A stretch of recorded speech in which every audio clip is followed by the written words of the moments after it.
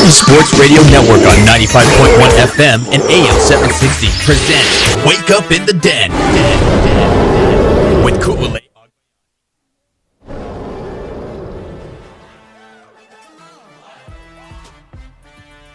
Good morning, beautiful people. It's Wake Up in the Den. I'm Ku'ule Agbayani alongside Paul Brecht on the Hawaii Sports Radio Network, 95.1 FM, AM 760, HawaiiSportsRadio.com, and streaming live on our YouTube channel like we do this in every single Monday. Thank you guys for joining us and hanging out to start off your week with us, and it's going to be a fun one for sure. So apologize. I realized that I didn't get to fix our volume, and I probably blew out some eardrums there to start off the thing. I was like, oh no, why is it so loud? So hopefully it wasn't too loud on your guys' end, but thank you guys for joining us. You can chime into the conversation via the live chat or a lot of fun, and we get to give you guys a treat this week. We will be live on our YouTube every single day this week. I am here today, and then tomorrow, well, barring, technology, everything needs to go accordingly. As of now. The plan, so Kyle Goldera and I will be there streaming live on our YouTube channel, and on air, we will be live from 7, yes, that's right, 7 to 10 a.m. So it's going to be a 3-hour show. We've got guests that we're starting to line up and get ready for you guys. So a lot of fun conversations on top of other things that will go on. Like it is game week for UH football and UNLV.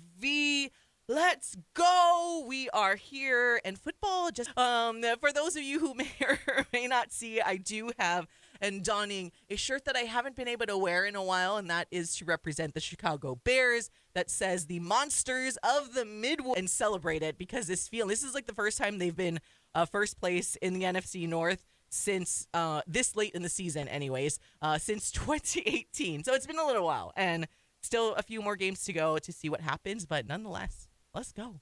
Very excited for you. That's about it. I less excited for me, but very excited for you. Very excited about UH football. Yay. One of my green teams is good. Yay. And the other one, go any further, I have to say this. What a great weekend it was to be a Bomber. Oh, no. Cortland State. Oh, no. Oh, gosh. Yeah, you're wearing your Bears shirt. I had to wear a shirt of one of my football teams that won, the Ithaca College Bombers, taking down the series by double digits. And man, oh, man, does it just feel nice to talk a little smack to some of my friends because when you're from where I'm from, you go to one of two schools typically if you're going to a 4-year. You go to Ithaca or you go to Cortland. And, man, my dad went to Cortland. My mom went to Ithaca. So it's happier that the Bombers won, especially because the Jets lost last week, and I didn't have Hawaii football. Yeah, you just needed to have a little bit of something to go down there. And, yeah, we're happy here for football. Like we said, it's UNLV game week.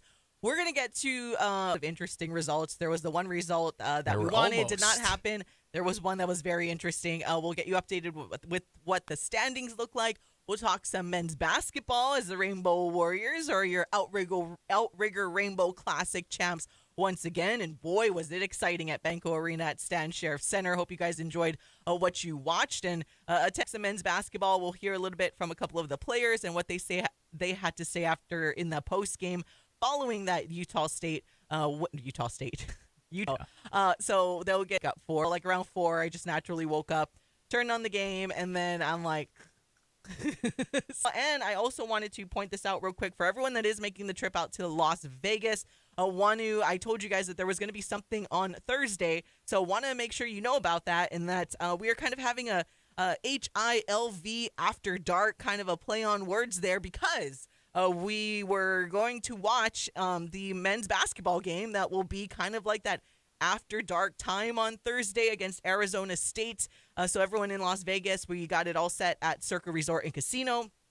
No cover charge, no minimum spend, no anything like that. It's just a general meetup. So even if you've never been to Circa, maybe it's a little intimidating to go there, come join us. So the rest of us, a bunch of Hawaii fans, we're already planning to be there. So just if you want, RSVP, I put a link on my social media just so that we can get a somewhat head count. But If you're in, you decide and game time decision, that's fine too. So we're going to start off at the top of Circle Resort and Casino, which is at the Legacy Club at 7 p.m. Vegas time, and then to start moseying on over to Overhang Bar, which is on the third floor. Second floor? Third floor. Don't ask me. The floor above the sports book, but it looks down into the sports book at Overhang Bar. And then we're going to watch the Hawaii basketball and Arizona State game. So hope you guys can come hang out with us. If you're staying across the street at the Cal, come on over and party with us. It's like the pregame before the big game on Friday night for UH and UNLV. All right, Paul, before we get into what happened or what are some of the scenarios in the Mountain West standings, there were a few games that we were hoping for certain results over the weekend in which it did not happen. So unfortunately, Boise State wasn't able to take care of business against San Diego State. The Aztecs winning against the Broncos 17-0, still holding tight up there at the top of the Mountain West. Probably the State and Nevada game. The Wolfpack just annihilating the Spartans 55-10 for their first win in conference. Yes, first win in the Mountain West Conference, and their second win overall. The San Jose team that beat Hawaii, and I'm like, put up 600 yards on Hawaii. As if that loss didn't already sting. Every week it you gets have worse. San Jose State losing to one of the worst, if not the worst, team in the conference. Before that, they lost to Air Force, another team that Hawaii beat. So it's like I was tabbing that game. The Hawaii San Jose State game is kind of the unofficial Hawaii Bowl, and it's like the Spartans just went all out in preparation It was their Super Bowl for that game. And then after that, they're like, and I don't mean this as a disrespect, obviously, to our friends that are coaches there, but it's almost like they're like, all right, we got our win, and now we're just season's pal. Let's just see what happens. Yeah, let's just go.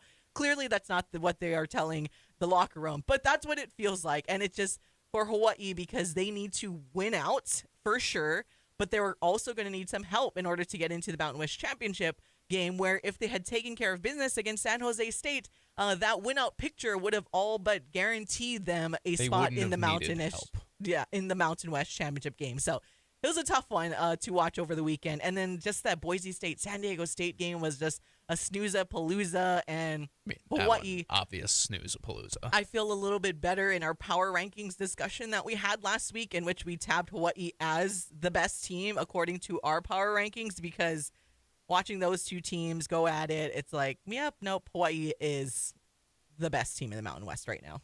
I really like how Hawaii's chances would be if they could get into the Mountain West Championship, but like you said, it's going to take some assistance, and you didn't really get any this past weekend. I guess you could say that San Diego State beating Boise State is a little bit of that, because more or less it would, this is once again, barring Hawaii winning out, it would give Hawaii the nod over Boise State because of overall record, and that's the tiebreaker because those two do not have a head-to-head matchup. Other than that, though, you got to beat UNLV. That would drop UNLV off of this tiebreaker with you. And then we actually become San Diego State fans, because San Diego State does have a matchup still with New Mexico. That being said, we just talked all this stuff about San Jose State. Oh, the season's pal, blah, blah, blah.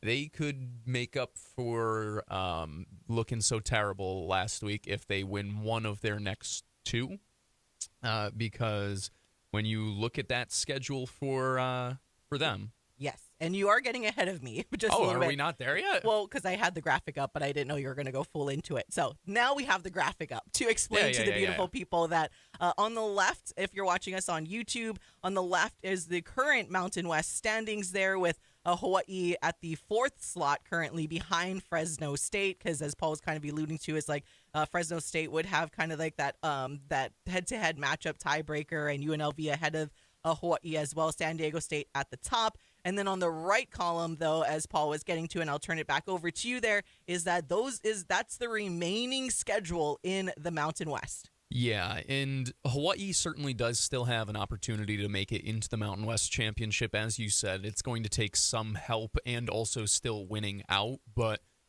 it's not the craziest thing in the world, because, one, you sit here this weekend against UNLV, it's been pegged as one of the biggest matchups of the year from the moment the season or the schedule came out. I mean, we could go back to our discussion about it when we first saw the schedule, and I think our pie in the sky like scenario was kind of this is for a bid into the Mountain West Championship. Yeah. And all of a sudden, it's kind of turned into that where if you win this game, you've set yourself up pretty nicely because, as I was getting at before, San Jose State plays San Diego State, and they also play Fresno State. Winning one of those two games would be pretty big in terms of helping Hawaii out in getting into the Mountain West Championship. San Diego State also plays New Mexico, who I've mentioned a few times now.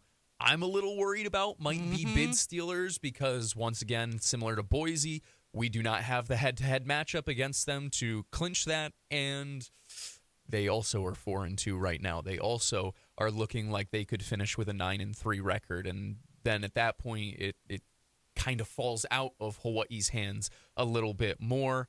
So if they were to just lose against San Diego State, that makes things a little bit easier. And then, Fresno State, we need Fresno State to lose to one of Utah State or San Jose State, which, by the way, feels very possible. Like, in every single way, every single scenario, because Utah State, I know, isn't like a great team, but I still think they're a good enough team. And San Jose State, say what you want, inconsistent year for them.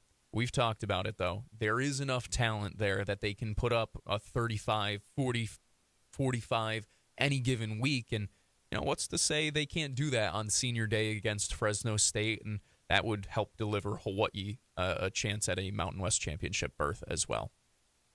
Come on, Spartans. Please. Come on, our friends there at San Jose State. Please help us out. Do your brethren a solid and start winning some games down the stretch because that will definitely help. And maybe New Mexico. Wait, so then in that game, who would we want to win in that San Diego State New Mexico game? San Diego State. Okay, to keep. So here's the thing. At this point, we're just going to pencil. Unless I have given up. Just put them in there in a sense. I have given up on hosting the Mountain West Championship. Yeah. That is That's outside. Gone. That means San Diego State currently is in pole position anyway. So if they just win out, whatever. I assume they have the one spot. Then you have the tiebreaker over a UNLV. If you were to win that, you would have it over a Boise State in terms of overall record. And then you need New Mexico and Fresno State each to lose one more game.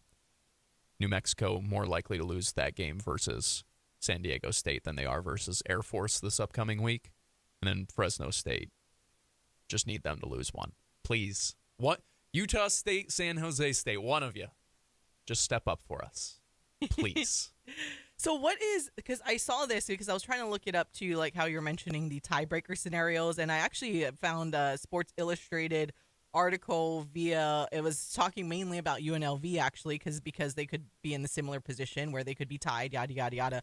And with all the head-to-head like winning percentages among the tied teams, all of that stuff, it'll be interesting if it stays tied because this is the part that gets tricky. One, it would be the highest CFP selection committee ranking. We would see how that would go. I also just kind of skipped past that because Boise State's the only one that's gotten any type of real love. But then this is where it gets interesting because it comes down to like those SP Plus and ESPN SOR KPI type of once again, I think you skip past those because they wouldn't.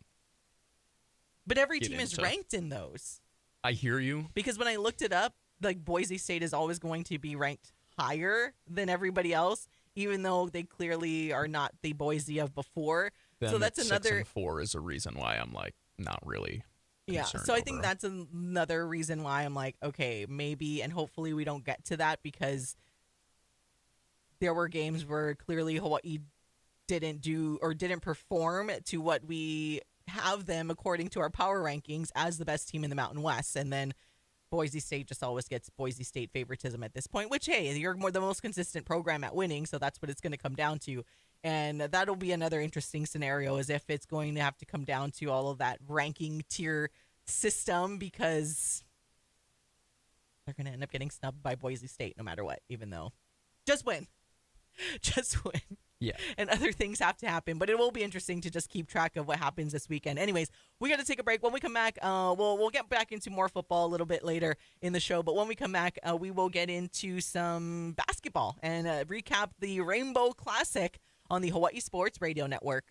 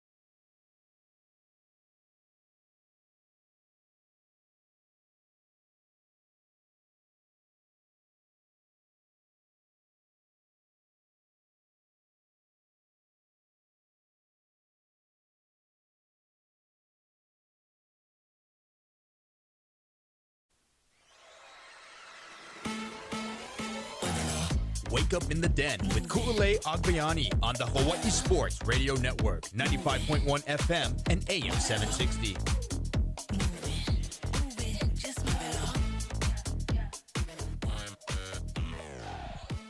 Welcome back to Wake Up in the Den. Ku'ulei Agbayani and Paul Brecht on the Hawaii Sports Radio Network, 95.1 FM, AM 760, hawaiisportsradio.com, and streaming live on our YouTube channel. Thank you for tuning in this and every Monday on our YouTube and every single day from 8 to 10 or on demand. But remember, this week we will be live on YouTube every single day. And starting tomorrow, we will be live, and tomorrow through Friday only, live from 7 to 10 a.m. where you guys can tune in for a 3-hour show. And we will be live on YouTube as well, broadcasting from Cabana 7 at Stadium Swim at the Circa Resort and Casino. So it's going to be a fun one. I am going to be bundled up more than I already am in this studio because it already gets cold. But this is battle tested me for what we're going to embrace and doing a show in the true cold when we go up there because it has been rainy in Las Vegas. And yeah, we'll see how wet it still is when we get up there and how cold it's going to be. But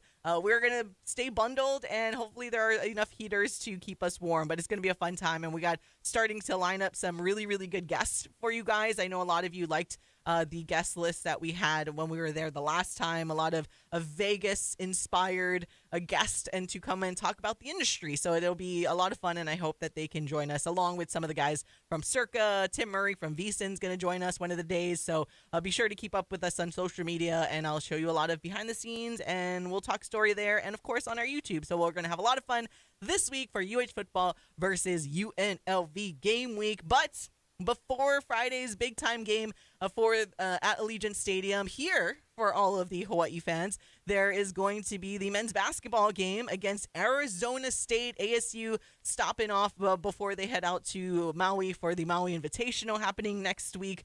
A lot of college basketball, and we couldn't be more happy that we are in our sports gauntlet of things with the basketball and football crossover. But before they get there, it's pretty nice to keep on winning here for the Rainbow Warriors. UH with a 68-62 win over Utah Tech to claim the Outrigger Rainbow Classic and go back-to-back Classic title contenders. But I think the best part about this all is the type of basketball that they are playing. It is very exciting. I mean, you guys are all getting into it that are in the crowd. I mean, we got Dre Bullock that led the scoring for UH against Utah Tech with 23 points and a couple of dunks that everybody was able to see. It was funny because he missed like that one dunk and like everyone's like, oh. It would have been the coolest dunk of the night, and also so was awesome. almost the biggest like miss of the night. It had me like, oh no, oh no, oh Like, no, oh no.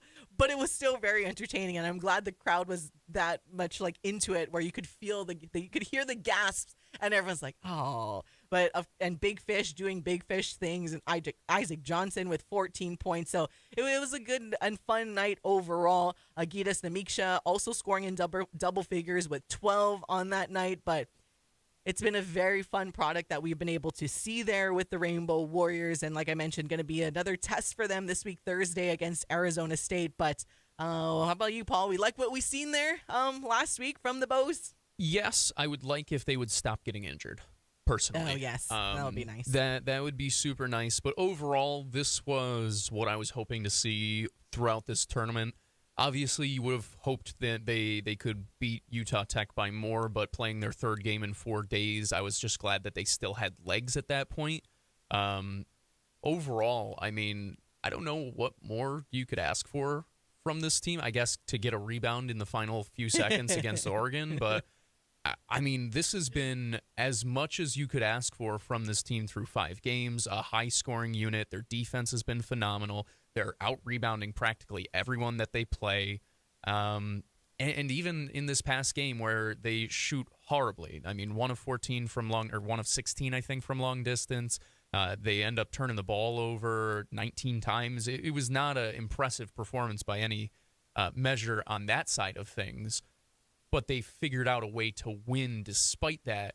And then in the 2 games prior, they took care of business the way that everybody felt that they should against teams who they were just better than. And they made a good Manhattan team look bad, which I thought was also pretty impressive. So I am pleased. I was almost going to say pleasantly surprised, but I can't say surprised because this is what I expected when I was watching practices over the summer, when I was chatting with these guys, when they were committing.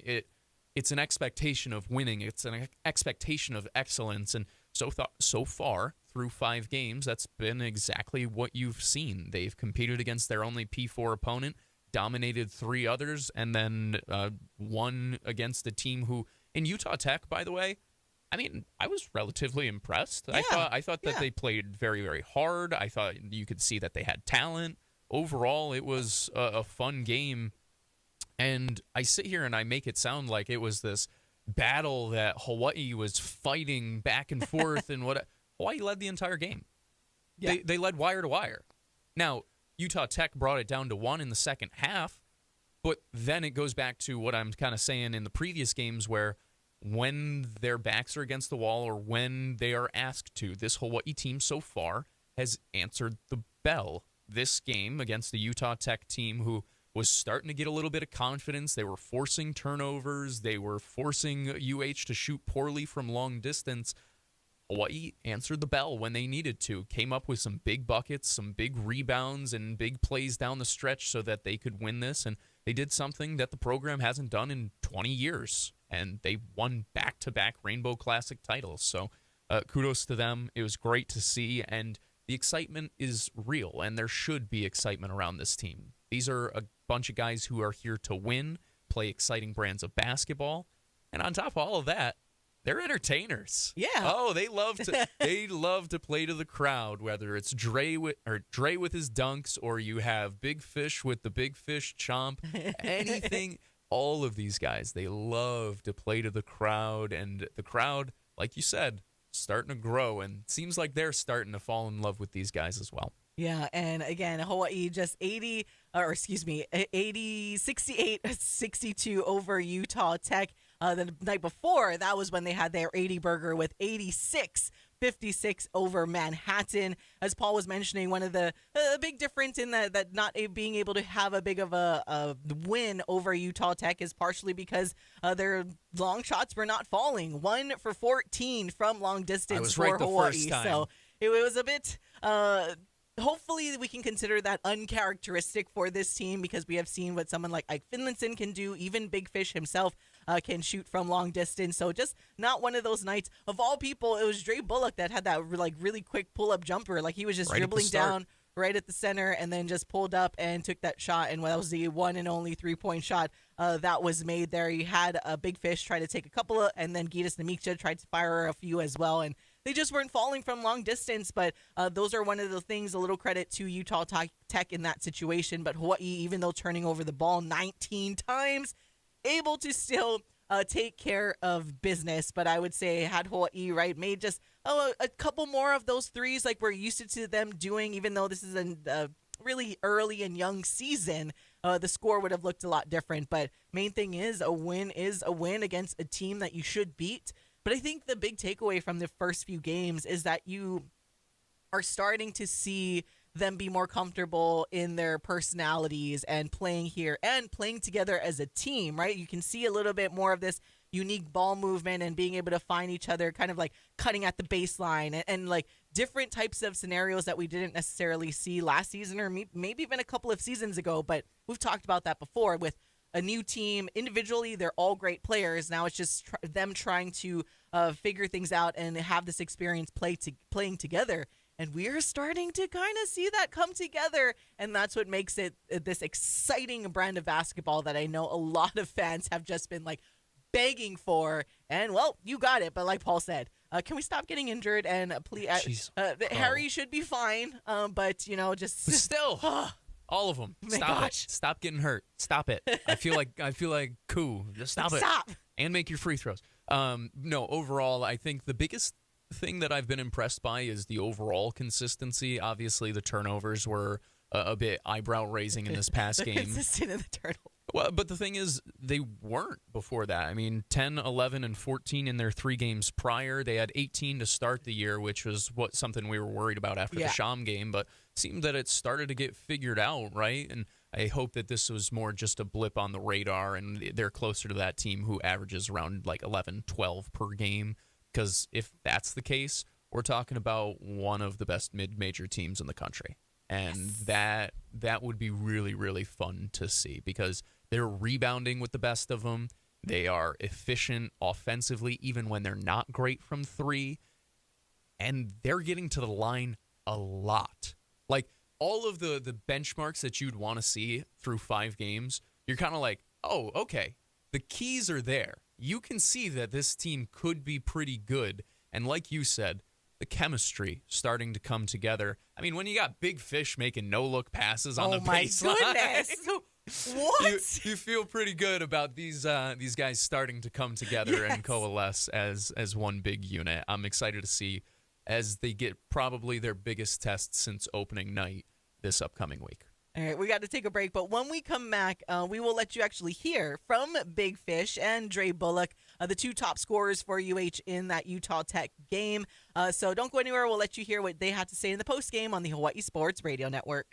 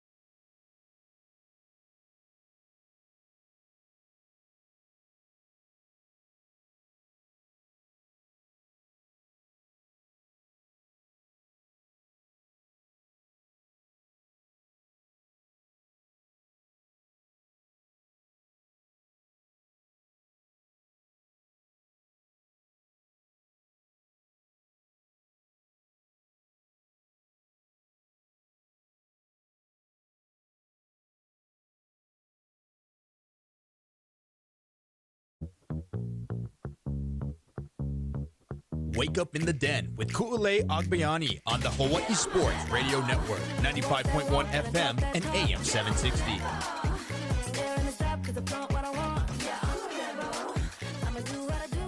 Welcome back to all of you, the beautifulest of all the beautiful people. It's Wake Up in the Den, Ku'ulei Agbayani and Paul Brecht on the Hawai'i Sports Radio Network, 95.1 FM, AM 760, HawaiiSportsRadio.com, and streaming live on our YouTube channel. Thank you for tuning in this and every Monday on YouTube, every weekday from 8 to 10 on radio or on demand wherever you get your podcasts. And special week this week for UH versus UNLV football game week.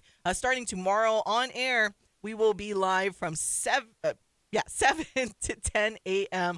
Hawaii time, 9 to noon Vegas time, and broadcasting live from the cabana at Circa or Stadium Swim at Circa Resort and Casino, and also streaming live on our YouTube channel for the rest of the week, barring any technology issues, of course. So we can plan accordingly to see Kyle and I on YouTube, and we're going to have some fun.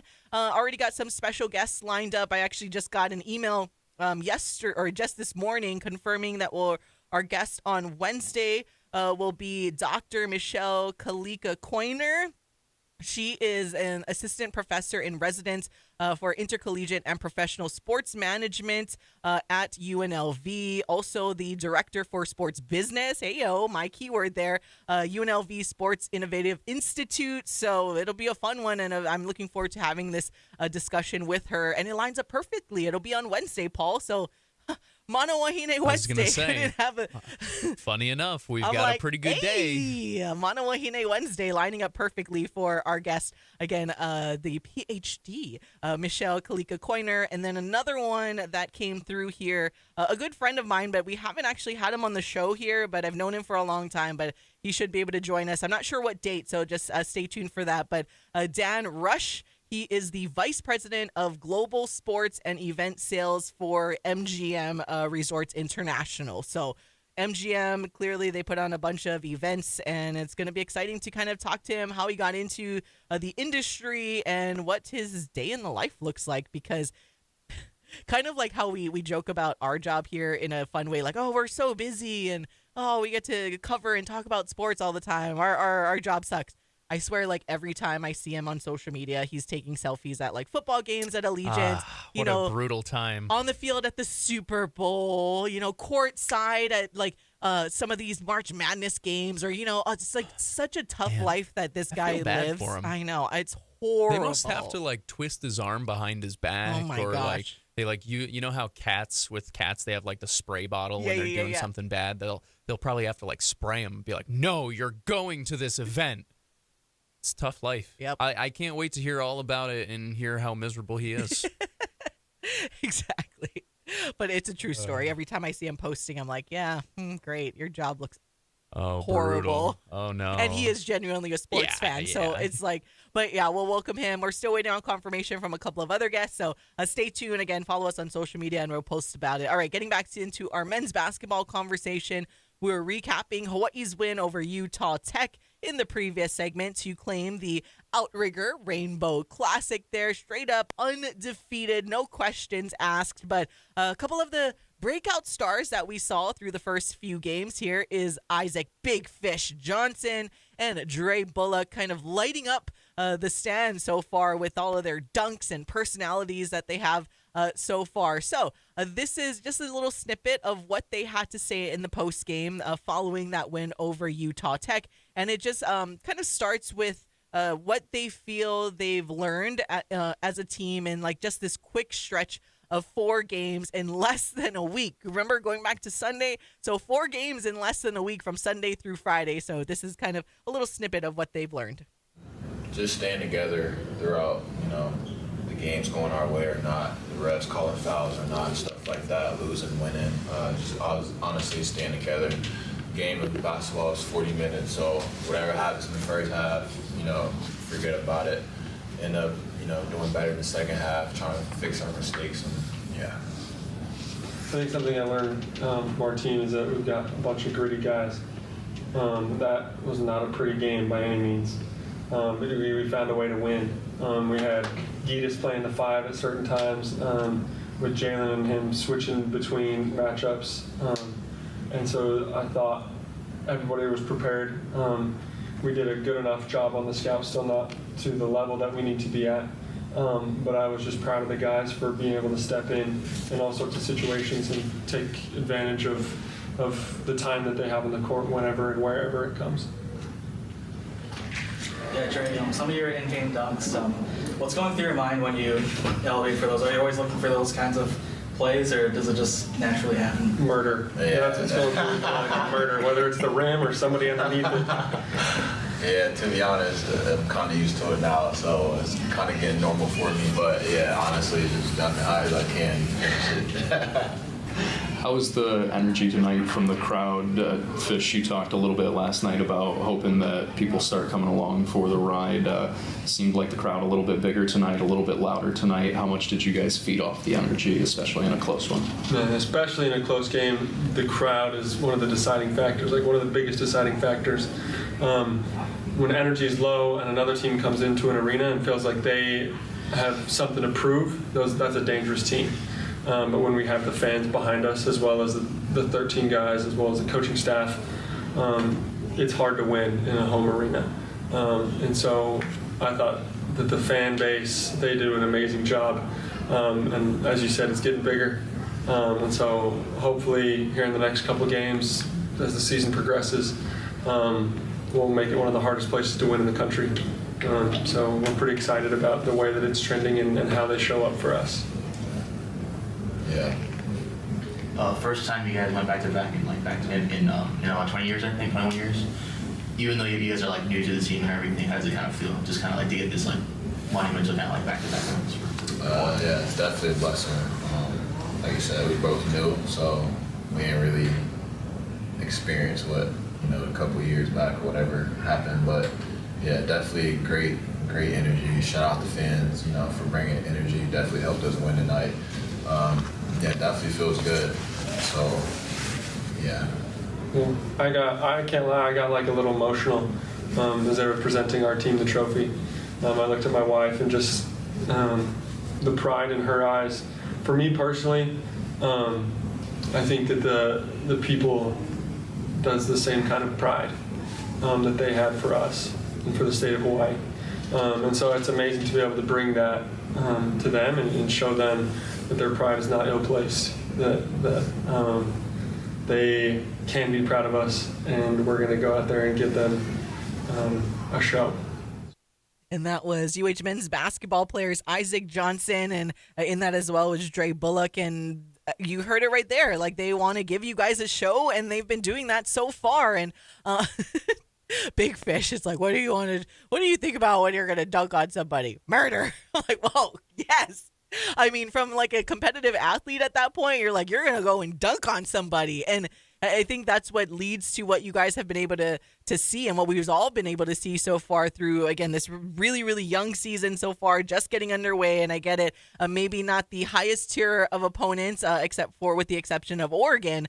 But there have been times, right, Paul, where it's like, Hawaii has played many teams that don't have kind of like that brand strength in men's basketball, and it's just the wins come out, and I know a lot of the complaint and the criticism is like, well, yeah, that was a win, but that wasn't like fun at all.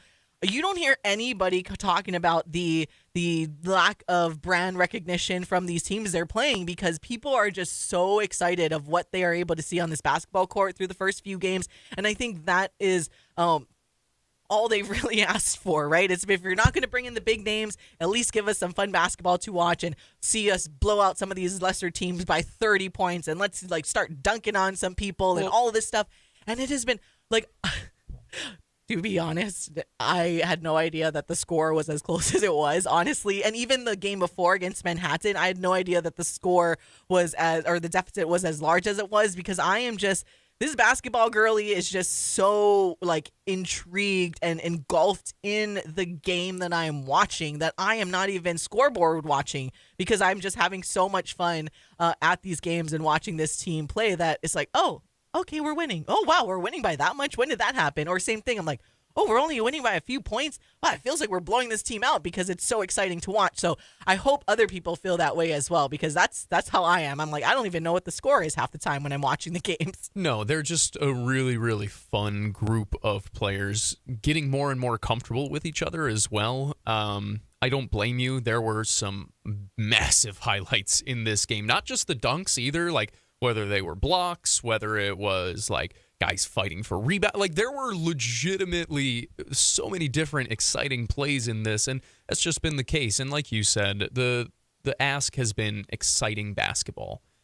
And this was exciting. This was a team figuring out how to win a championship game despite having their worst shooting performance of the year. This was a team learning how to win together despite not having their captain out there, somebody who is outstanding not just offensively but defensively for them. And that's something with this team, that they've been so good defensively that it goes under the radar because of how exciting they've been on the offensive end of the court.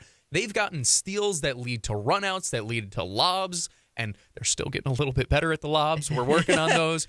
But you know, eventually those are going to turn into full-out dunks and whatnot. And it's like, this team is fun now. They're only going to get more fun, and they're only going to get better as they play together more and more, which is good, by the way, because the competition is going to step up a bit, especially here in the next couple of weeks where, as you mentioned, Arizona State upcoming. You have North Dakota coming in, who just beat UC Riverside at Riverside this past weekend. So, you know, a couple of opponents you have to actually be ready for coming on up and hopefully be healthy for as well. Stop getting injured. But either way, to build off your point or to echo your point, it's just been fun. I look forward to going to the games this year. I look forward to covering this team because they look like they care in every single moment. They seem to have fun playing with each other. They are having fun getting the crowd into it. I can't tell you, Koo, how awesome it was to watch in one game's time Big Fish start a movement in the crowd where he has his Big Fish chomp in one game of a blowout. The next game, he's getting introduced. The crowd's doing this during the starting lineups, and then he has a big moment in the game, and they're sitting there and they're doing the Big Fish chomp. It's cool, right? Yep. It's fun. You see people starting to get galvanized and be like, wow, this is a team I want to be there every Thursday night, every Saturday night. I'm trying to watch them play. I'm trying to see what they do next because they're fun. And it's good for them. I hope that the fans continue to come out, and I hope that they continue to play this way because I know that they can. Consistency is always the question. Sold some more tickets. You're Paul. welcome. You're we gotta welcome, start getting Eric. a commission. Yeah. Or Alan. I think Alan is the one in charge. Yeah, you're welcome, Alan. The ticket guy, not our Alan Mia, the other Alan that does the ticketing. No, I and was stuff. saying thank you to our Alan. The other Alan, I like. You know, this Alan. It's fine. You I guys. love. Michael Escaro made us aware of how much people love Alan. Listen, they needed to find something else to complain about. If Pretty that much. if that happens Sorry, to be Alan. You're the sacrifice. I know Alan. Alan's got thick skin. I don't think he cares. Alan's perfectly fine with it. Especially if they're playing this way. Yeah, exactly. This is fine. You're the sacrifice, Alan. All right, we're going to take a break. When we come back, we'll close out hour number 1 on the Hawaii Sports Radio Network.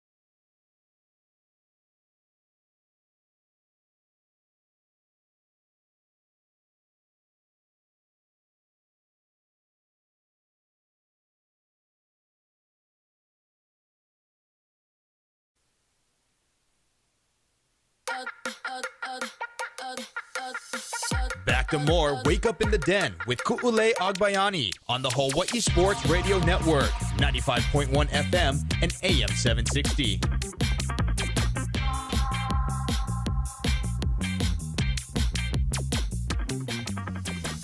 Ku'ulei Agbayani and Paul Brecht on the Hawaii Sports Radio Network. Paul jamming over there and dancing. This is fun. Is this a new one? I did. I started adding some new stuff because we do have our special week and started replacing some I was stuff hoping there. that you did because I was going to say if you didn't, I needed you to tell me so that I could do so. So I think I added maybe like only 3 or 4 It's okay. party I feel vibes. there's not enough.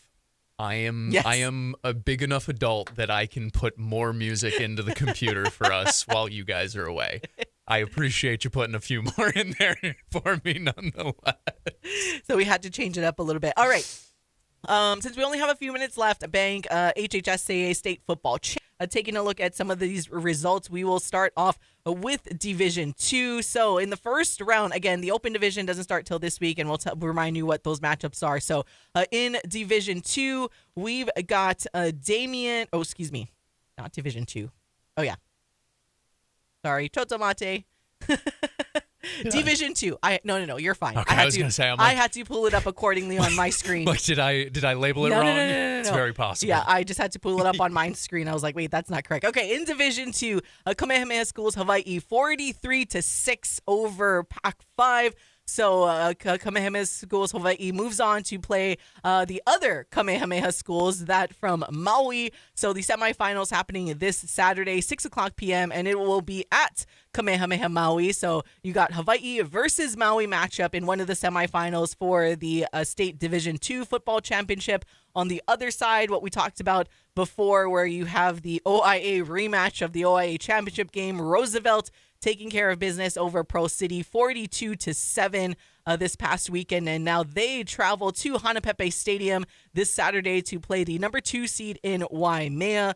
So again, Roosevelt versus Waimea in the other semifinal of Division 2. And then the championship game is scheduled for next week, Friday, November 28th at Midilani High School. That Division 2 matchup will be at 4 o'clock p.m. All right, going over to Division 1 now that I have my screens matching up and I can tell that both the listeners and our YouTube friends what the matchups are in Division 1.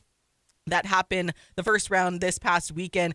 Damien on top of the 5 seed in Baldwin, 28-14. So the Monarchs move on to play the number 1 overall seed in Kapa'a. That one will be in or at Kapa'a as well. So they get to have that home field advantage. And then on the other side of the bracket, the Division 2 OIA championship rematch. That was the first round of the states. The number 3 seed Kailua taking care of business over Aiea, 35-7. So the Surf Riders move on to play Konowaina, and they too have to travel there to Konowaina, the number 2 overall seed. The Division 2 championship is set for next week, Friday, as well at 7:30 p.m. At Midilani High School. So similar to how we're used to having the doubleheaders for D1 and D2 state football titles. Both of those games will be for the Open Division. Again, no first round for the Open Division for states, but the semifinals for that will be this week, Friday. Number 1 seed Kahuku will play Campbell. The games will be at Midilani High School. So Kahuku versus Campbell will be at 4 o'clock p.m. And then in the other semifinal, it will be Kamehameha Schools, Kapalama, and Kapolei that will follow there. So no Midilani this year, so no home field advantage whatsoever. But Kapolei, this is an intriguing matchup. I hope I can kind of maybe sneak it in. I'll definitely be keeping up with those scores while we're there in Vegas, depending on how many beverages I've had. But it'll be an interesting... Well, because I'm so curious. Kapolei's in there, right? Or the Waianae commenters, the Waianae... was it like the Waianae... Oh, no, the Kapolei Sea Riders. Sea Riders, yeah. Yeah, exactly. Go Sea Riders. Go Sea Ride the Hurricane. I don't know. Oh, there we go. Whatever. We can, play on words. I'm here for Kapolei. I am always a fan of teams, programs who have not done it in a long time or ever getting a chance to do it. That's why anytime I see a team that I recognize in this late stage of the season, I'm like, what if you lost? And Kapolei, they don't get it. They don't get here all that often. No. So Go them. I mean, and then didn't. I'm if an my objective memory, observer, by the way. I'm like, yeah. And remind me because Campbell played Kahuku pretty tough as well. So it's like they get to face off again. Oh, necessarily, I guess you can say clear-cut best team in the state in the open division than what we've been used to. Again, no St. Louis. crazy is that, Kamehameha Kapalama has Punahou to thank, who beat St. Louis and essentially locked them into going to states. And so that's why I'm very intrigued. Interesting what's going to happen here. So let's go. We'll be keeping an eye on. What if we get a Campbell versus Kapolei Open Division State Championship? I'm here for it. I am here Would for be it. the same. Is that this? Did we say same day as the?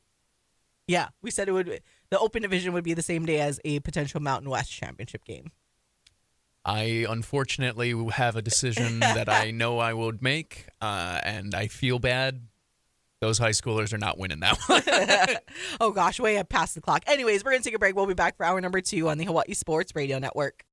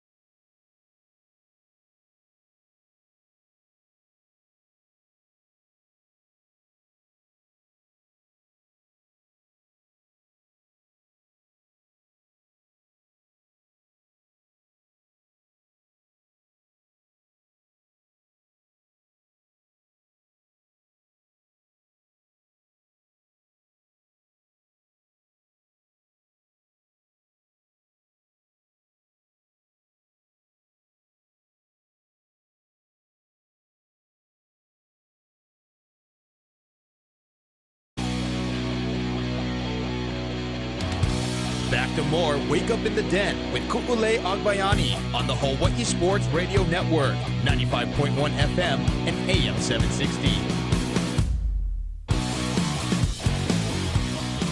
Welcome back to Wake Up in the Den, hour number 2.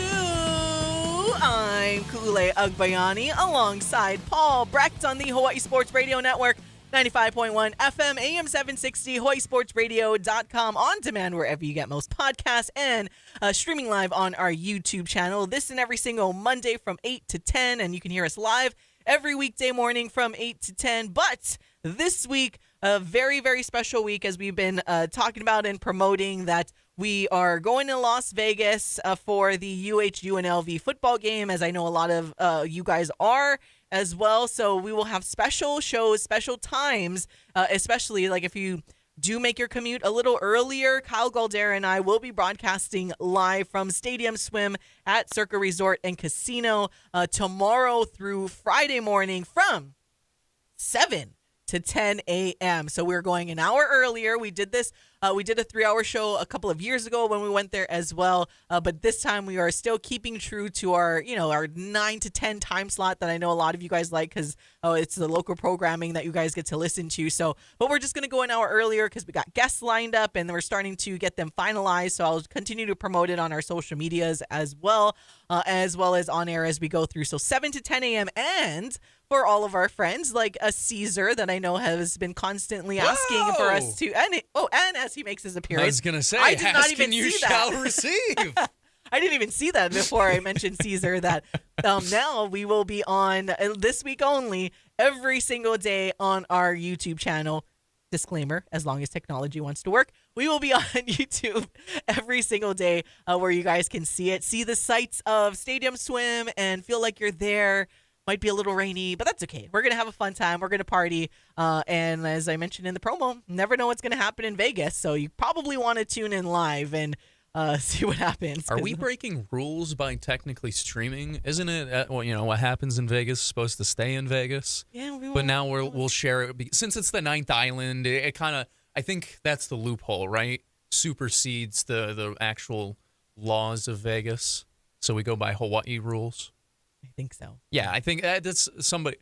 Oh, the producer in my ear just told me that's the case. Okay. Yeah. We're all good. Back to you. But that's why they gotta, because if anything crazy happens while we're live and it's too crazy for us to keep it up on the internet world, Yeah, exactly. then, Yep. they're gonna miss out. So that's what happens. No, amen. Oh, boy. But yes, tune in and we're going to have some fun. Okay, we'll get it back in more into some UNLV football talk. And if you kind of missed some of the stuff that we talked about, taking a look at the Mountain West picture, we'll get back into that as well in this hour. Maybe a little bit more basketball with the men and women having a long stretch of home games that you guys can go check out, which I'm kind of sad because there's a bunch that I'm going to miss while I'm gone. But fortunately for everybody here, there's a lot of men's and women's basketball to look forward to, including to our friends at HPU. So we'll get an update from Paul and how the HPU Sharks have been doing so far. But first, I got to spend a little bit more time, guys. Let's go. I got to put the thing down. You deserve so everyone it. can see my shirt that I'm wearing that I haven't been able to wear for a long time, because you don't want to brag about and wear a T-shirt that you... That's just not true. So for all of you guys, you can see it on our YouTube that I'm wearing. This is a Chicago Bears themed shirt that I am wearing today in the studio. Victory Monday for Chicago. Doesn't matter how you win. It's just that you win. That's all that matters at the end of the day. Win is a win. But it is a Monsters of the Midway. It's like in big, bold lettering, Monsters of the Midway, with kind of like a bear claw. The bear scratched through. And it looks, it's like hard, right? Can't wear this when the Bears were always last place in the NFC Can't wear North. it when the Bears aren't hard to play. But now, thank you to, our alliance with the Philadelphia Eagles, apparently, that we did not know that we had. Me, proud owner of the Chicago Bears. Yeah, partial owner. I mean, the Packers fans get to say it. Yeah, I can say it too. They actually do have the weird thing, but whatever. But either way, there has been kind of this interesting, and I never knew it or noticed it until it kind of made its way through social media, is that there is this unofficial alliance between the Chicago Bears and the Philadelphia Eagles in that the Eagles have beaten all of the teams aside from the Bears, which they will have to play come Black Friday. But prior to the Eagles-Bears matchup on Black Friday, the Eagles have beaten all of the teams in the NFC North, and the Bears have beaten all of the other teams in the NFC East. So there's kind of this handshake alliance, and I kind of tweeted at Zor, like, hey, we're friends now. But then he had to remind me that, like, well, just until Black Friday, and then insert GIF here. And I'm like, oh, I was trying to be friends, but it's okay. It's all right. It's all right. Bears Super Bowl is on. Let's That's all go. I've heard. Bears Super Bowl. Monsters of the Midway, once again, alone at number 1 of the NFC North. Kind of like when I talked about our quick picks, I will, embrace this while I can. I know there is still a lot that can happen. They still need to go and play the other teams. They redeemed themselves against the Vikings, at least. That was the main thing that happened. What's the point of being a fan if you can't celebrate the moments that you can? Because it hasn't happened in a long time. And I pray for the day that it'll happen to you, my friend. It did in 2022, and then everything fell apart. Oh, no. The Jets won like 6 or 7 of their first 10 games. Oh, I hate that I just did that accidentally. Oh, no. That was brutal. Thanks a lot. Anyway. Exactly. Which emphasizes my point that I will celebrate this for as long as I can. The Jets then went on to lose, I believe, the final 9 games of that, or 8 games of that season. So, like I said, celebrate it as you can. Hopefully yours goes a bit longer. I think Ben Johnson perhaps a little bit better suited for success in Chicago than us here. Us, once again, Paul Brecht, owner of the New York Jets, owner of a lot of misery from the New York Jets, that's for sure. Exactly. But either way, yeah, I'm very happy for you, my friend. I was also very happy. I feel bad. I forget the name of your player that came up with the interception, but the head football coach, or the football coach who was shot over the weekend, John Beam, who passed away, and we'll take just a second here, a little bit more of a serious beat. Somebody who was huge in a lot of lives of young men who went on to play Division I college football, who went on to play in the NFL, who just went on to continue their lives. I send strength to his family, prayers, and all of that to everyone who has ever been touched by Coach Beam's presence and positivity. But I thought that was a really cool moment as well for one of the Bears players to come up with an interception the day after Coach Beam passes. So very, very emotional, I'm sure, for him and a lot of people. A cool day. It's cool sometimes when you have an angel over you watching you, and they bless you a little extra. So that was cool, I thought. Yeah, Nashawn Wright was the player that got the interception there. That was a very good pass. That was a crazy play. Could have resulted in a touchdown for the Vikings. It was in the end zone, but it was a massive interception. And then was able to secure the football. And like Paul was mentioning, that he kind of went towards the back of the end zone and did like the on one knee and head in the hand. You can tell there was a lot of emotion there for him, as there was all across social media. For a lot of people. Yeah, everyone kind of knows of Coach Beam because of Last Chance U. I mean, we had Dior Scott that played here at the University of Hawaii for a little bit that was on that show as well, the Netflix series, and played for Coach Beam. You saw tributes from Timmy Chang as well, because Coach Beam actually came out here before and was able to meet a lot of the coaches and players out here. Another one, a lot of coaches. Coach Rolo. I think that's the one I retweeted. Pretty much anyone on the West Coast, it seemed that coaches, whether it's head coach, just an assistant coach, even an advisor, just an outpouring amount of support because of the amount of people that Coach Beam affected and helped in a positive way. So, yeah, once again, just sending prayers and strength to his family, to anybody who knew Coach Beam. May he rest in peace and power after a tragedy over the weekend. Yeah, and hopefully his legacy will continue on. And just really, in case, just real quick before we get back into NFL and people aren't entirely familiar with him, part of the reason he was featured and the school, Laney College, was featured on Last Chance U it's kind of like how it sounds like. He would just recruit and take in a lot of these kids, and Nashawn Wright had said it in the post game as well, that He had lost his father early on, and being with Coach Beam was kind of like that father figure for him, and that's kind of the sentiment for a lot of these players that Coach Beam recruited and helped through life and life after football. So that's kind of why, in case people aren't familiar, why this coach means so much to the football community and a lot of these players and fellow coaches. And there's all of this respect. And like I said, hopefully that legacy can still continue because a lot of these guys, like they just need that person, and then they turn their lives around, and it can really make or break what your future is going to be. And there are so many lives that Coach Beam was able to save so that they could go in the correct direction and not veer off the path and, end up in prison, yada, yada, yada. But that's why, in case people aren't familiar, why he is so beloved in the football community and just the community in general, because he is just one of those humans that it's like he just always saw the good in all of these players and people and helped them get on the path to a better life. Yeah, I mean, he showed the power of somebody believing in you and caring about you. I think that is one of his biggest legacies, is that he didn't really care about your background, and he did, but he didn't care about it in a way where he'd throw you to the side. He showed you true care, and goes a long way for a lot of people. So, yeah, one more time, just sending love and strength to anybody who Coach Beam did impact or had been impacted by Coach Beam, because I'm sure there were a lot of players in the NFL this past weekend with heavy hearts, and it's just cool to see the one with an actual play and then to see the emotions come through. But yeah, wild weekend in the NFL anyway, but that one, sometimes you need a little divine intervention for help. Hey, and I will take it. And I had retweeted.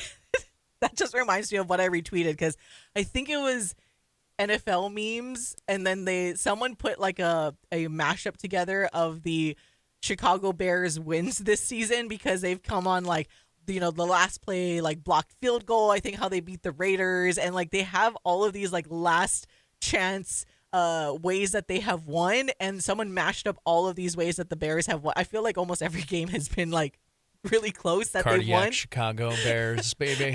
It's wow, the Pope all of a sudden endorses the Chicago Bears, and this is how they win. And I'm I retweeted it, and I was like, take us to church. Let's go. That's so funny, dude. Oh, my God. Because it's true.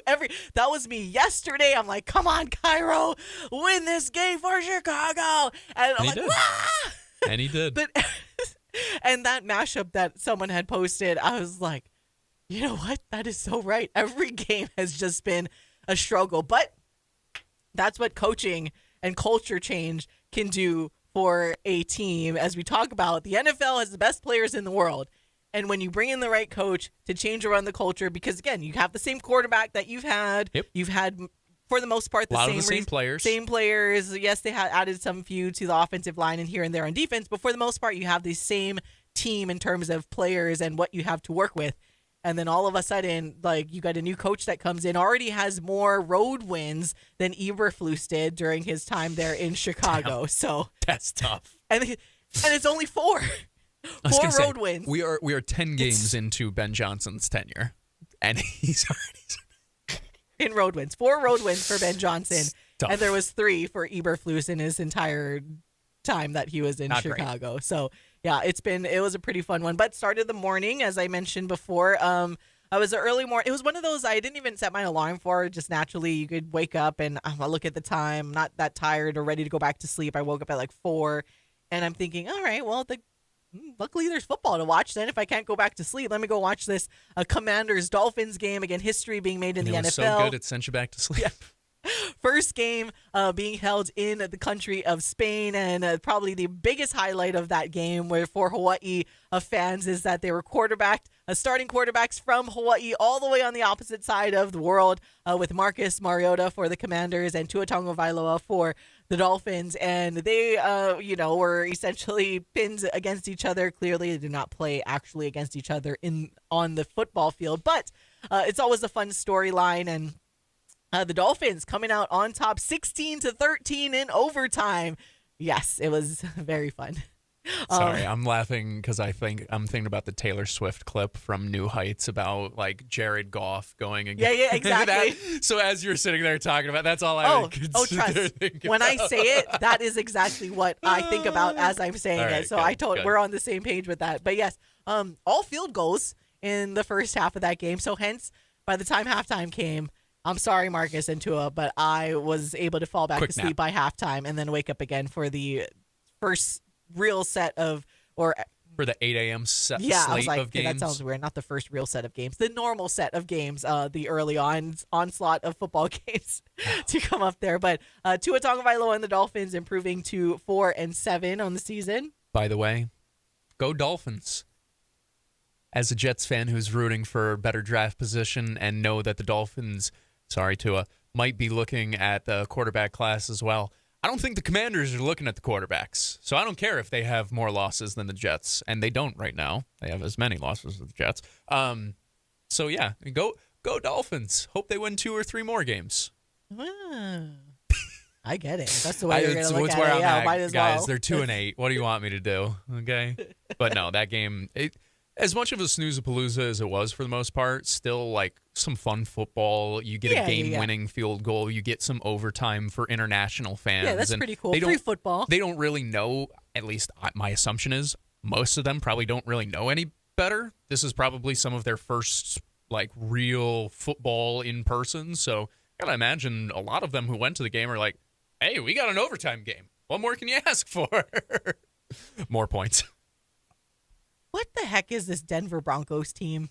I don't know what to make for. It's like they're good, but like I think it's still kind of like that Bo Nix kind of, and then they go and they beat the. I mean, granted, it was at Mile High, but they beat the Chiefs in a game in which Travis Kelce set the record for the most touchdowns by a Chief, all that stuff, and then but.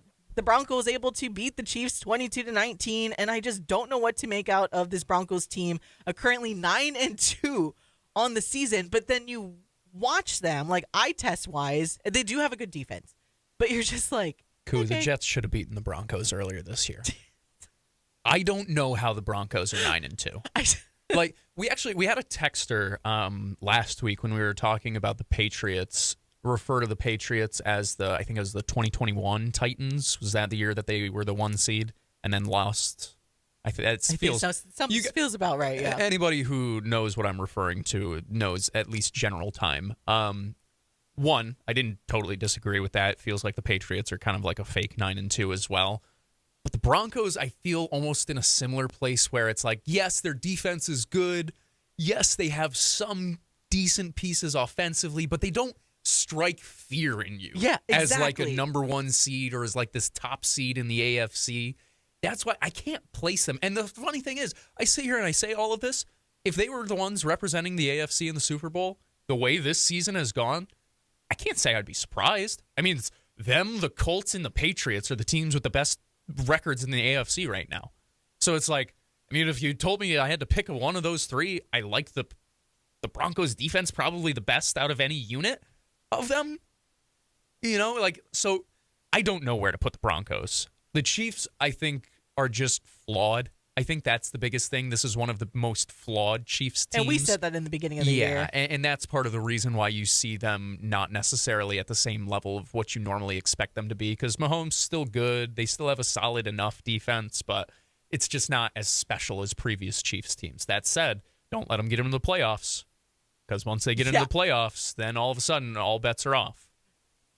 And then that's the interesting thing. We're not the only ones that aren't big believers in the Broncos, because neither are the odds makers as it stands right now. The Eagles are the favorites currently. Now it has swapped, because now that we've seen the Chiefs lose recently. So the Eagles are your plus 550 favorite to win the Super Bowl, followed by, Michael Liscaro and our other LA Rams fans, the Rams, 6-1 odds to win the Super Bowl, followed by the Bills at plus 850. Then you got the Chiefs, the Chiefs are also at plus 850. The Lions there at 9-1, even after they lost to the Eagles. Come on. I would still probably take the Lions over the Bills, if I'm being honest. Yeah. Dan Campbell doesn't want to get so crazy every time. I don't know. It does get murky once this tier that you're talking about now. Yeah. And then there's like kind of your double-digit drop-off to the Colts at 11-1, the Ravens and the Seahawks at 12-1. And then you finally got the Broncos there at 15-1. With the Packers, Patriots at 16-1. So those are kind of like your top portion of where the odds makers are placing everything right now. Yeah, it sounds about right. But the Broncos, nobody believes.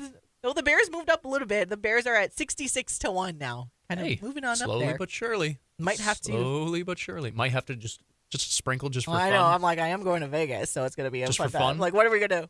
What are we betting on the Bears, guys? Let's go. Why not? I mean, why not? Because here's the thing. If it happens, great. And if it doesn't, you never really expected it anyway. You got long shot odds. Yeah. Oh, wow. Way up against the clock. We got to take a quick break. We just started talking. It's funny when, the team is actually Crazy winning, football. like how enjoyable it is to talk about the NFL weekend when at least one of our teams had a good game. But hey, we're cheering for a draft pick for the Jets. I already mourned the loss of the Jets. I did that by Friday. So I'm in a good mood. We had a great weekend. The Bears won and the Jets didn't lose on Sunday. Yeah. So what more could I ask for? All right. And the men's basketball team won. They didn't mess it up. Yeah, I'm in a great mood. I'm actually in a really good mood. Let's go. All right, but we got to go to break. We'll be right back on the Hawaii Sports Radio Network. Who doesn't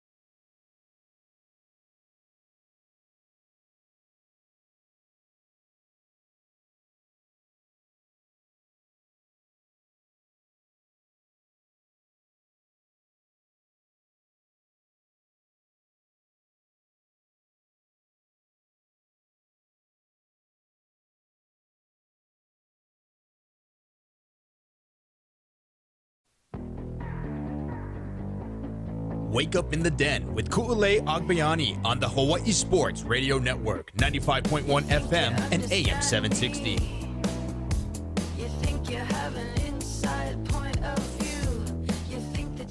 Ku'ulei Agbayani and Paul Brecht on the Hawaii Sports Radio Network, 95.1 FM, AM 760, hawaiisportsradio.com, on demand wherever you get most podcasts, and streaming live on our YouTube channel. This and every Monday from 8 to 10, and weekdays you can hear us live from 8 to 10 on HSRN. But special week this week, as we've been talking about, and I saw Caesar also give some credit to Felipe, because Felipe, he is right. He has been kind of asking for a 3-hour show. So longtime viewers of our live stream, and we appreciate all of you guys that do tune in. Whatever you guys tune in, we appreciate you. But some of our regular commenters and chatters on our YouTube have been kind of asking for a 3-hour show, stream live every day. Well, we get both. Why not both? That both this week. Why not both? We're going to do both this week. So tomorrow through Friday, Hawaii time, you guys will be able to listen or watch from 7 to 10 a.m. Hawaii time. And then if you're in Vegas or West Coast Pacific time, 9 to noon. So Kyle Goldarin and I broadcasting live from one of the cabanas at Stadium Swim at Circa Resort and Casino. So we will have the cameras there. I got to pack all of the equipment after we jump off air, and we'll have the cameras set up for the live stream. We got some guests already getting lined up that we kind of like outside of our regular realm of things that we do here. So it's going to be a fun time. And hopefully it doesn't get too crazy, but I hope hopefully it gets does. super crazy. I was like, well, I hope it's hopefully it insane. does. I hope it is absolutely bonkers, if I'm being totally honest, especially early on in the show as I'm still getting my morning coffee effect going. I would appreciate a little pizzazz, extra pizzazz. Not that we don't already bring plenty on Wake Up in the Den, but, you're in Vegas. Everything's got to go up an extra level in Vegas. I will have a little disclaimer, though, for tomorrow's show, because I am taking the flight that leaves here at like 4 o'clock, I think, and then I get to Vegas just before midnight. So then I got to get to Circa, check in. A shout out to everyone at Circa, our friend Aaron Oster, who's gotten everything set up for us there. And we will see how. And then I think Kyle lands like really early tomorrow morning. And so he's going to land, get to the hotel, and then have to jump on air. So hopefully he gets some sleep on the airplane. So we're going to get weird tomorrow, and we'll see what happens, because both of us might have a little bit of odd sleep cycle, and it's definitely going to be fun. There's no reason to miss tomorrow's show. I will say that. The rest of the week, if you have something to do, also tune in. I don't care if you're at work. I don't care if you're in school. Just pop on the YouTube stream, have us on mute, and then go back and watch later on. It'll be a great time. Tune in on Wednesday. One of the guests that we have for sure confirmed. Again, a lot of you guys like that we had some Vegas resident guests and from UNLV and stuff like that. Yes, of course, we're cheering for the home team of Hawaii for the football game, but I like to kind of interwork some of these interesting guests. So on Wednesday, which it lines up perfectly for Mana Wahine Wednesday, is that we will welcome in Michelle Kalika Coiner. I hope that's how you pronounce her name, but I will definitely get the correct pronunciation when I meet her in person.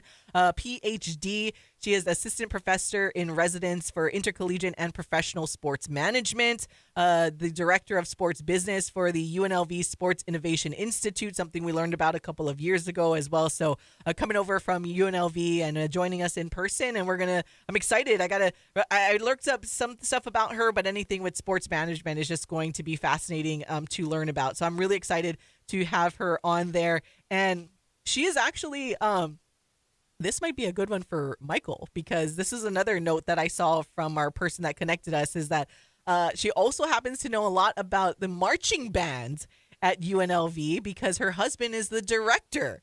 So we might be able to talk some band stuff as well for the UNLV marching band. So That's pretty cool. I know. I was like, hey. It's just a little extra thing, but it's pretty cool. Let's get in there with the marching band for UNLV. So we're going to look forward to that. We also are getting set to line up Dan Rush, who is the Vice President of Global Sports and Event Sales for MGM Resorts International. He is a friend of mine also, that in his email to me, he's like, we're long overdue for Side Street. Every time he vacations out here, it's always, when are we going to Side Street? When are we going to Side Street and get the pork chops and all of the stuff that goes in there? So we're probably going to talk some Side Street in when he joins the show, and I'll let you guys know when he is going to come on there. So yeah, a couple of fun people we have lined up. We're going to try to effort getting Derek Stevens, owner and CEO of Circa and a couple of other properties there in Las Vegas. We had him on a couple of years ago, and always great to chat with. Tim Murray's going to join us on Friday afternoon, or Friday morning. I was like afternoon? No,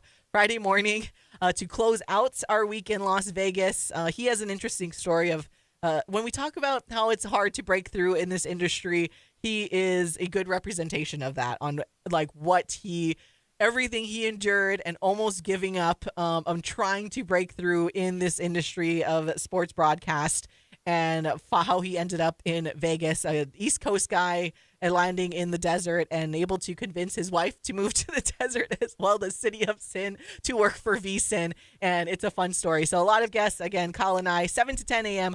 Hawaii time, live from Circa Resort and Casino. We're going to take a break. We'll be back on the Hawaii Sports Radio Network.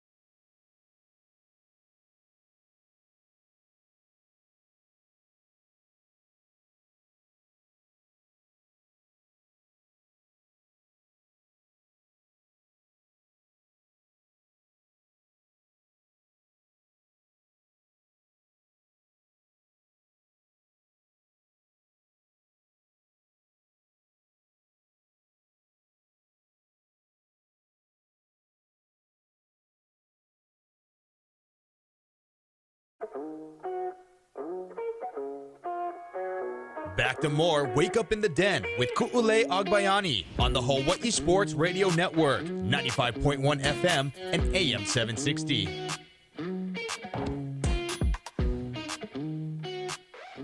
Welcome back to all of you, the beautifulest of all the beautiful people. It's Wake Up in the Den. Ku'ulei Agbayani and Paul Brecht on the Hawaii Sports Radio Network, hawaiisportsradio.com on demand, wherever you get your podcasts, and streaming live on our YouTube channel. Well, there is kind of this beautiful thing that we've also been talking about, why we were going to be in Las Vegas this week, in which a lot of you guys make the trek to the 9th island, either from the main islands here or other parts of the continent. And a lot of residents in the 702 will also come out and hang out with everybody and see all the Hawaii fans. We can assume that Allegiant Stadium will be at least 50% green in there. I want to say it will be more, as it tends to be, but the game is this Friday, Hawaii football and UNLV. We've been talking about this for the last couple of weeks now. It feels like that Hawaii needs to continue to take care of business. If they want to keep their Mountain West championship game hopes alive, they need to win out. Absolutely. Now, if they do take care of business at UNLV and against Wyoming next week, Saturday, then they still will need some help these next 2 weeks in terms of other teams beating some other teams, because we'll have the same record potentially as a couple of other teams in the Mountain West. San Diego State seems like, unless things want to get really crazy, that if they win, I want to say at least one more game, they pretty much lock up the Mountain West. So it's kind of a fight for that number 2 spot in the Mountain West, and Hawaii needs to take care of their part, but need a little help to kind of sneak in there for the Mountain West championship game. But I mean, what a feeling, Paul. What a beautiful feeling this is to even be able to try and attempt to calculate Hawaii potentially making it into the Mountain West championship game, because we haven't had this feeling since 2019, since they were in it and lost to Boise. But it feels really good. I know our friend Colin that's always chimes in that it's nice to play a meaningful games in November. And at first it was like, all right, bowl game. Now they clinched a bowl game so long ago, but it feels nice to be able to really, and you mentioned this when we were talking about this game earlier, where we had called it in the beginning of the season, like, man, wouldn't that be fun if this game really, really meant something at UNLV? And boy, does it mean something for both teams. Now, it's not necessarily the make or break to get in, but it is a make or break to keep your hopes alive to make it in. It's an elimination. I would call it an elimination. That's a good game, way. Where essentially Hawaii is starting the playoffs early, if you want to look at it in that sense, right? This is almost like you're going through a Mountain West championship playoff bracket where you're going through and you have to win even to get to a championship game. It's fun. It's so fun. fun. And you bring up the term meaningful football, and it's funny because I think there are levels to that phrase each year when fans talk about it, because there's, okay, we want to play meaningful football in November. There is meaningful football as in we're not so bad as we're going to be able to potentially clinch a bowl game in November. And then there's what we're in right now, which is you're chasing a conference championship. You are chasing the higher level goals that, I mean, I said it earlier in the show. I called it pie in the sky. That was the term that I used talking about this game mattering for a championship appearance. And here we are. Credit to Hawaii for what they've done this season, because even with a couple of blips on the radar and games that they shouldn't have lost, they have still taken care of enough business to give themselves an opportunity at this point. And listen, we will have plenty of time to celebrate this year after it's done. The expectation still, for me at least, as of now, I expect them to beat UNLV. I expect them to beat Wyoming. I expect them to really make it difficult for the committee to keep them out of the championship game, for whatever the tiebreakers to go through. Like, I expect them to make it really, really difficult, and that's fun.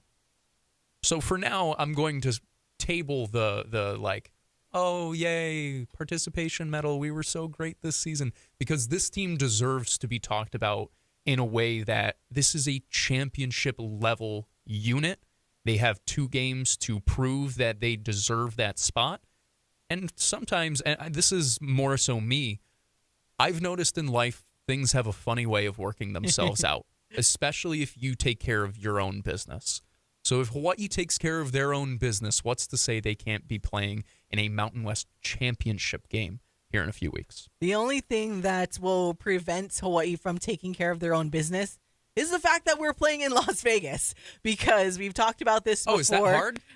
We talked about this before, that in this series of the matchup between Hawaii and Las Vegas, however good either team is in any given season, you just throw it out the window and not know who's going to win, because wherever the game is, it seems like the home team tends to have some type of advantage. Now, this year's team, I think, under Timmy Chang, we see that they have been able to actually win road games now, and they are very much business-like, and they kind of gotten their mindset has completely changed. And I know as much as we are motivated for them to win out, they are more motivated than ever inside that locker room. But taking a look at history, because someone had texted us that said Hawaii hasn't won in Las Vegas since Obama was president, ?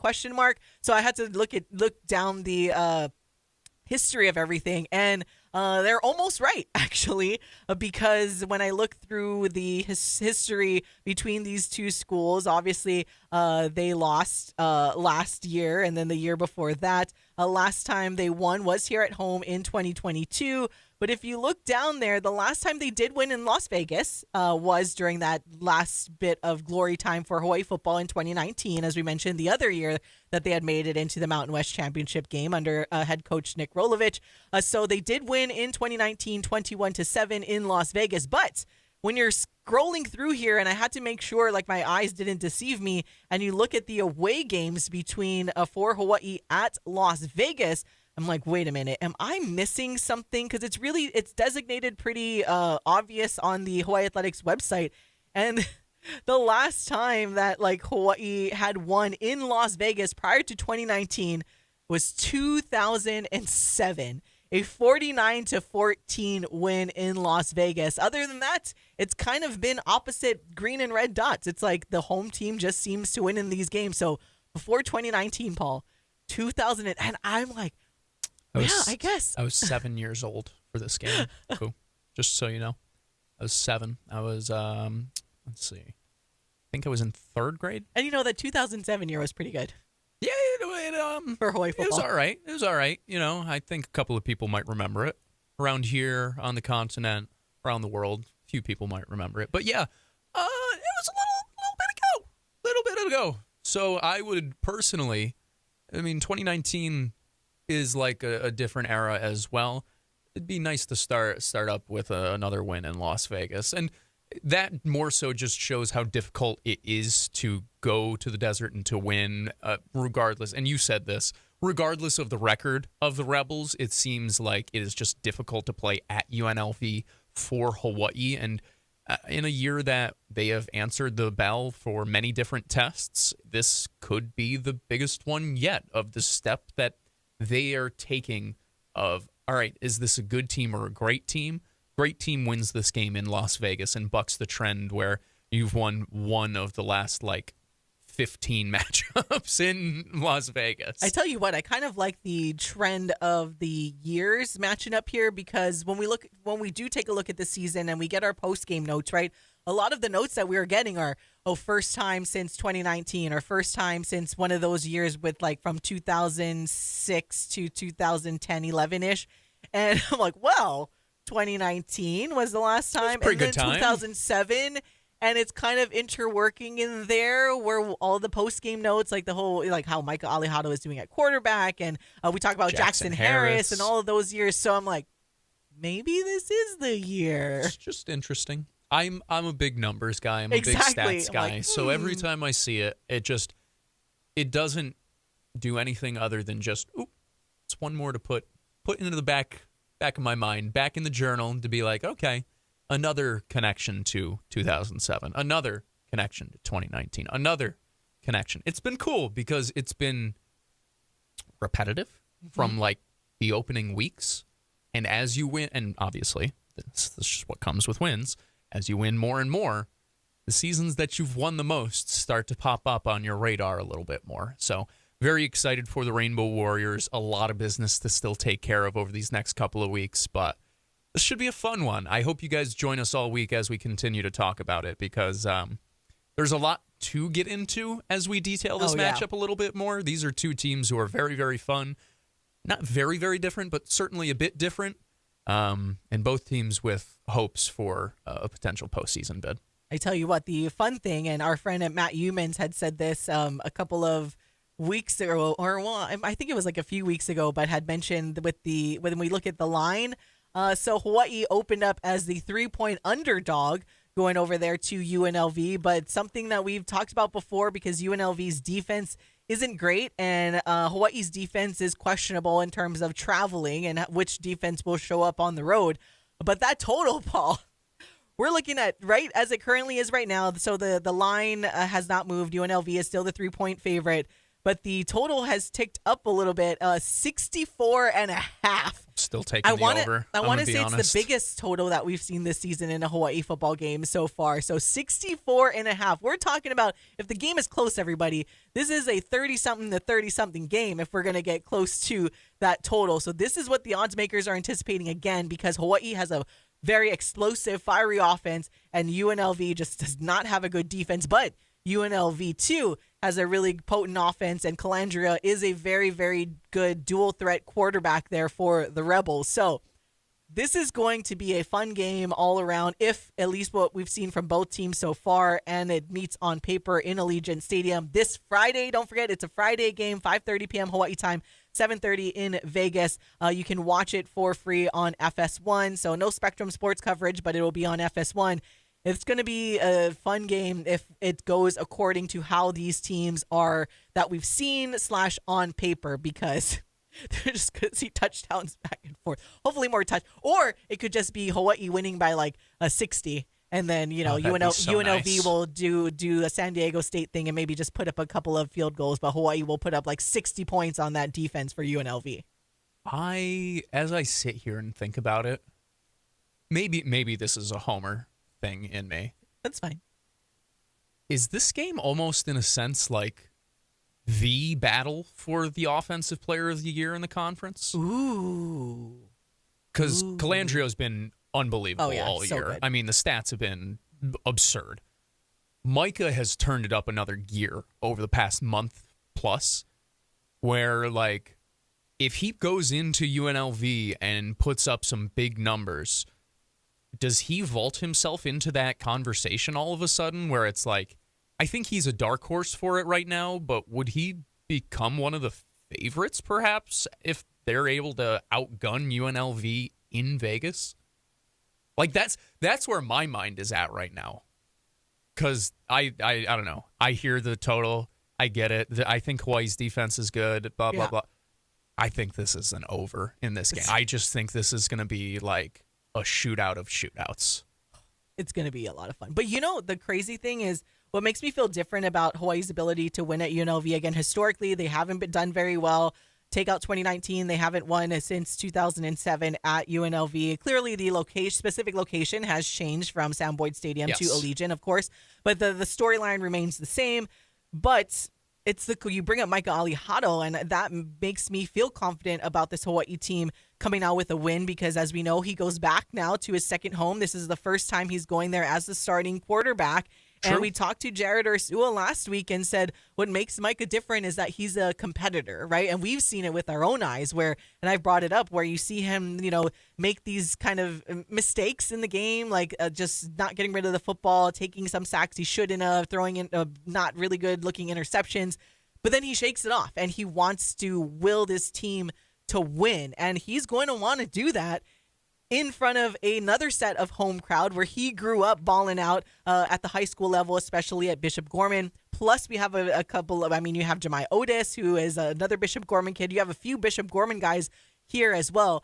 But when you have that offense and, like you mentioned, potentially a battle for, and I don't think Micah's thinking of that at all. We're just putting that storyline in. But Micah is a competitor, and he is going to refuse. Clearly, he's not playing defense out there against Calandria. Again, two quarterbacks obviously going against each other.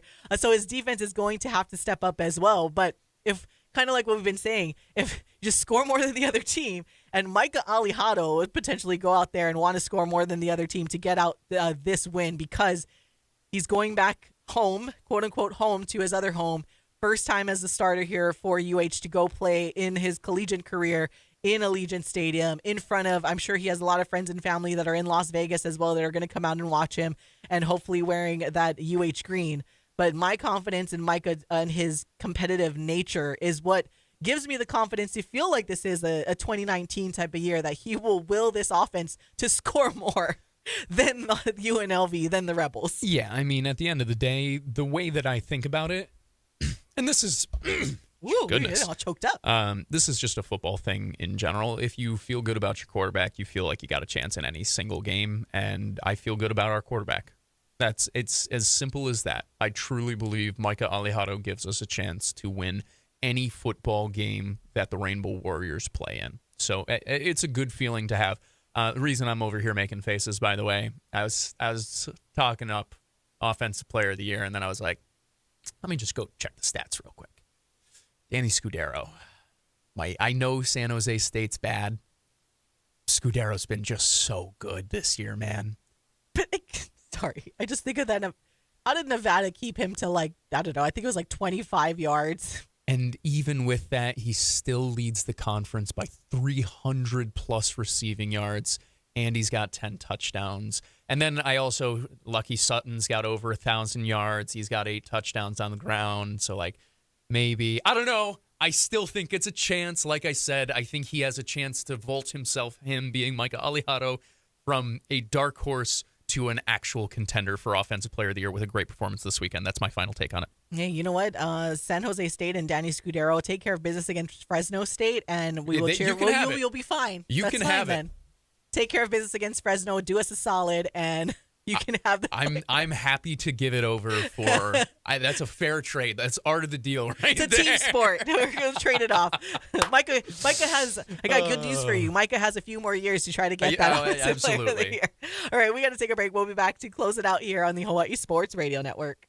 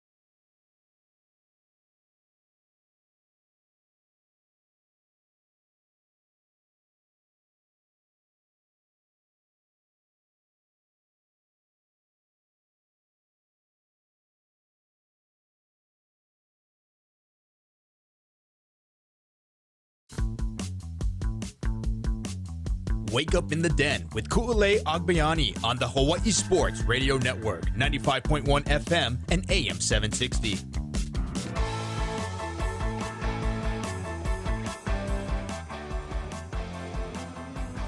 Ku'ulei Agbayani and Paul Brecht on the Hawaii Sports Radio Network. Rocking out, closing it out on this Aloha Monday. Thank you guys for hanging out with us. This is an every weekday morning. Just a reminder, as we've been reminding you throughout the show, Kyle Galdera and I will be live with you tomorrow through Friday from Circa Resort and Casino at one of the cabanas at Stadium Swim. Hopefully the weather's a little bit more cleared out there in Las Vegas. But special time, a 3-hour show for the rest of the week from 7 a.m. Hawaii time to our usual end time of 10 a.m. And we will be streaming live for all of you on YouTube as well. So you got 3 hours live on YouTube, here on the radio. Obviously, you can listen on demand as well for our UNLV versus Hawaii football game week that we are really excited to bring you guys. And I know our Michael Liscaro right now is out at football practice and getting us some media takes and media availability from head coach Timmy Chang. So you'll hear that throughout the week as well. So we got a lot of football coverage for you, and then we'll sprinkle in some guests from UNLV and hopefully from Circa and our friends at VSIN. It's going to be a really packed week, and I'm looking forward to it. But again, forgive me if it's a little wonky tomorrow morning because we will see how much sleep that I get. Yeah, well, you and I, we've never once had a wonky show in our lives before, so I'm sure it would be clearly and eloquently every time. Yeah, I'm sure it would be quite a surprise for the beautiful people if you or I ever stumbled over our words or were a bit goofy. It's not really in our character at all. But luckily we will, hopefully we see some of our chatters in here for our YouTube. Again, you're welcome to Caesar and Felipe that have been asking for everyday live streams and 3-hour shows. So we're going to give that to you this week, and it's going to be a lot of fun. Shout out Mama Heather commenting on your SCO Bombs shirts that Paul is repping here. Couple of IC grads right here. Yeah. And Alex in Adelaide. Hello, Alex, saying that he was listening to the Eagles-Lions game on the radio and saying the fake punt call sounded like a big deal. I was starting my packing, so I didn't get to actually watch that game. So this is like a decent enough deal, but realistically, I think there were still moments in the game that like the Lions could have taken back control. It was a nice showing from the Eagles. Also, the Eagles got a cookie call right at the end. I saw that. To seal it. That was unbelievable. I couldn't believe it in the moment, and then they showed the replay and somehow made it even more unbelievable that flag came out. That was like an old school New England Patriots type of call. It was crazy. To be fair, the Eagles did lose a Super Bowl on a similar enough flag where it's like, yeah, I guess you could probably, though this one probably a bit worse, but it wasn't in a Super Bowl, so I guess all things even out. By the way, Alex, I was mentioning this at the end of last week's show, and I wanted to mention it because you chimed in late. But I am watching a chuckle there. I am watching Love Island Australia for the first time, and I thought of you because there's been a couple of people that say like, my name is so and so, and I'm from Adelaide, and I'm like Alex, hey! I know someone from there. Hey, I've heard that. My friend is from there. Yeah. Adelaide. I went back to watch last season is what I'm watching right now because I couldn't wait for the new episodes of this season. So I'm watching last season, and there's this girl that just came on from Adelaide. Her name's Mia. Do you know her, Alex? Just kidding. Yeah, everybody from Adelaide knows each other. Just like everybody from Hawaii knows each other, right? Yeah, no, but it's been a fun time. All right, guys, well, we got to wrap up today's show, but I'm here in studio now, and tomorrow morning you guys will see me and Kyle Goldera live from in Las Vegas from one of the cabanas at Stadium Swim at Circa Resort and Casino. It's going to be a fun time, so be sure you guys tune in starting at 7 o'clock. But for Paul Brecht, I'm Ku'ule Agbayani. Mahalo for listening and watching. It's been Wake Up in the Den. Bye! KGU AM K236CR.